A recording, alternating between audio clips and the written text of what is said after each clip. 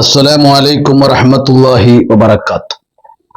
തമസ്സുമുറ്റിയ തമോയുഗത്തിൽ തൗഹീദിൻ പ്രഭയുമായി കടന്നു വന്ന അഷ്റഫുൽ ഖൽഖ് റസൂലുള്ളാഹി സ്വല്ലല്ലാഹു അലൈഹി വസല്ലമ തങ്ങളുടെ 1500-ാം ജന്മദിനമാണ് ആഘോഷിക്കാനിരിക്കുന്നത്. അള്ളാഹു തൗഫീഖ് നൽകുമാറാവട്ടെ. അതുകൊണ്ട് തന്നെ നമുക്കറിയാം, നമ്മുടെ നഗരാന്തരങ്ങളിലും ഗ്രാമാന്തരങ്ങളും പള്ളികളും മദ്രസകളും വർണ്ണശബളമയാർന്ന രൂപത്തിലുള്ള ലൈറ്റുകളും കൊടികളും തോരണങ്ങളും തൂക്കി വളരെ ആവേശത്തോടു കൂടെയാണ് നബിദിനം ആഘോഷിക്കാറുള്ളത്.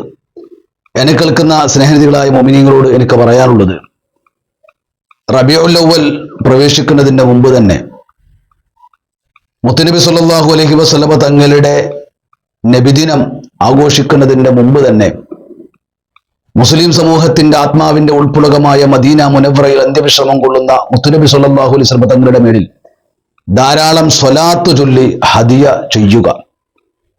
സ്വലാത്തിലേക്ക് പ്രത്യേകമായ വാചകങ്ങളൊന്നും, പ്രത്യേകമായ വാക്കുകളോ അതല്ലെങ്കിൽ വാചകങ്ങളോ ഇല്ല.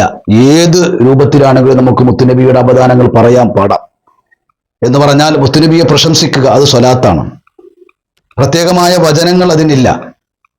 മുത്തുനബി സല്ലല്ലാഹു അലൈഹി വസല്ലം തങ്ങളുടെ മേളിൽ അവിടുത്തെ അപദാനങ്ങൾ പാടുകയോ പറയുകയോ ചെയ്തു കഴിഞ്ഞാൽ, അവിടെ പ്രശംസിച്ചു കഴിഞ്ഞാൽ അത് സ്വലാത്താണ്. വയംബഗി അൻ തഹ്സുര ബി അയ്യി സിഗത്തിൻ കാനത്, ഏത് പദം കൊണ്ടുവന്നു കഴിഞ്ഞാലും ഏത് വാക്യം കൊണ്ടുവന്നു കഴിഞ്ഞാലും അത് സ്വലാത്തായി പരിഗണിക്കുന്നതാണ്. വതഹ്സുറു സുന്നത്തുൻ ബി അയ്യി ലഫ്ദിൻ അതാബി, ഏത് വാചകം കൊണ്ടുവന്നു കഴിഞ്ഞാലും അത് സ്വലാത്തായി പരിഗണിക്കുന്നു. മുത്തുനബിയെ പ്രശംസിക്കുക എന്ന് മാത്രം. അപ്പൊ ആയതുകൊണ്ട് ധാരാളം സ്വലാത്ത് ചൊല്ലി, നമുക്ക് അറിയുന്ന സ്വലാത്ത്, ചെറിയ സ്വലാത്താവട്ടെ വലിയ സ്വലാത്താവട്ടെ, ഏത് സ്വലാത്താണെങ്കിലും അത് ചൊല്ലി മദീനയുമായിട്ട് ബന്ധം സ്ഥാപിക്കുക. ലക്ഷക്കണക്കിന് സ്വലാത്ത് മദീനയിലേക്ക് എത്തട്ടെ. മദീനയുടെ രാജകുമാരൻ സന്തോഷിക്കട്ടെ.